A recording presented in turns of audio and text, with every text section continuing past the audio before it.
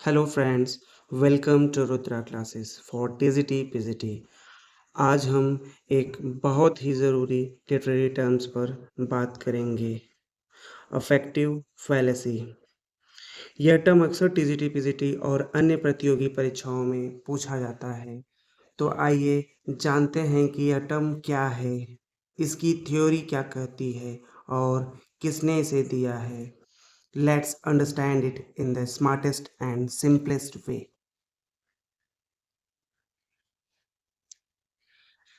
Affective fallacy, यह term जो है कॉइन किया था डब्ल्यू के विमसेट ने और मुनरो बियर्ड्सली ने। ठीक, ये टर्म किसने कॉइन किया था? डब्ल्यू के विमसेट और मुनरो बियर्ड्सली ने अपने एसे में। ठीक, और कब किया था? 1949 में। Affective fallacy, affective fallacy is the mistake of evaluating a text by how it makes the reader feel. affective fallacy वो गलती होती है, ठीक, वो गलती होती है जब हम किसी लिटरेरी टेक्स्ट को इस बेस पर इवेलुएट करते हैं कि वो रीडर को कैसा फील कराती है। ठीक, रीडर को कैसा फील कराती है। और अगर और बात की जाए अफेक्टिव फैलेसी के, तो जैसे किसी पोयम या स्टोरी या कोई वर्क्स हो गया, उस को सिर्फ इस आधार पर अच्छा या बुरा कहना कि हमें उसे पढ़कर कैसा महसूस हुआ। ठीक, यह एक तरह से लिटरेरी गलती मानी जाती है। इसे ही हम अफेक्टिव फैलेसी कहते हैं। जैसे न्यू क्रिटिसिज्म स्कूल के अनुसार क्रिटिक्स यह मानते हैं कि लिटरेरी को उसके स्ट्रक्चर, लैंग्वेज और इमेजरी के आधार पर एनालाइज करना चाहिए। ठीक, ना कि रीडर की पर्सनल फीलिंग्स के बेस पर। सोचिए, आप किसी कविता को पढ़कर रो पड़ते हैं और कहते हैं कि यह बहुत अच्छी कविता है क्योंकि इसने मुझे भावुक कर दिया। ठीक, यही यही है अफेक्टिव फैलेसी। यानी आपने उस कविता को अपने इमोशन से जज किया है। ठीक, न कि उसके स्टाइल या राइटिंग टेक्निक से। और न्यू क्रिटिसिज्म का व्यू क्या है? सही तरीका क्या है? कविता के स्ट्रक्चर, मेटाफर, सिंबल और लैंग्वेज की खूबसूरती से उसे एनालाइज करना। ठीक, अब ये कुछ कंपैरिजन किया गया है ऐसे सिमिलर चीज़ें। अफेक्टिव फैलेसी तो आप जान ही रहे हैं, इंटेंशनल फैलेसी, ऑब्जेक्टिव फैलेसी, ये कुछ नए टर्म्स हैं। तो हम ये पहले अफेक्टिव फैलेसी को फिर से थोड़ा देखते हैं। जैसे अफेक्टिव फैलेसी में क्या रहता है? रीडर की इमोशंस से टेक्स्ट को जज करना। कोई टेक्स्ट, कोई पोएम्स है, उसको रीडर के इमोशन से जज करना है। ठीक, इसमें मिस्टेक क्या इन्वॉल्व है? क्योंकि इसमें मिस्टेक यह है कि रीडर की फीलिंग यहाँ इन्वॉल्व है। इंटेंशनल फैलेसी में क्या है?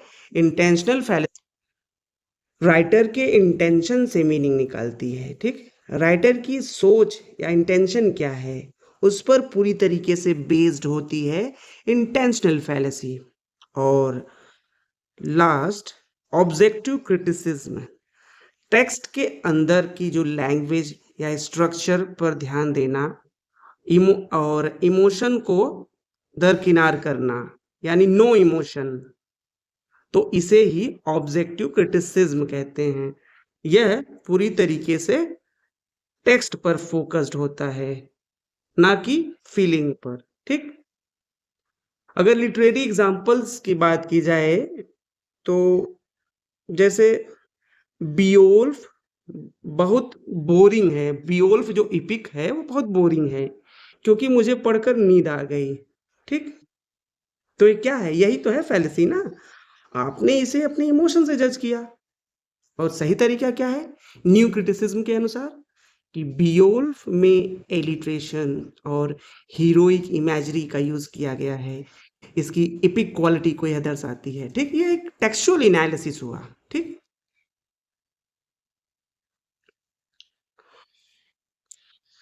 यहाँ कुछ क्वेश्चंस दिए गए हैं, क्वेश्चंस पे आते हैं।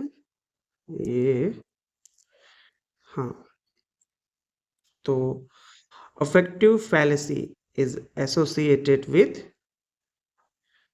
New criticism. ठीक, अफेक्टिव फैलेसी न्यू क्रिटिसिज्म से संबंधित है। Second, affective fallacy is a term used by W.K. विमसेट और Monro बियर्डसली। Affective fallacy refers to emotional impact on the reader।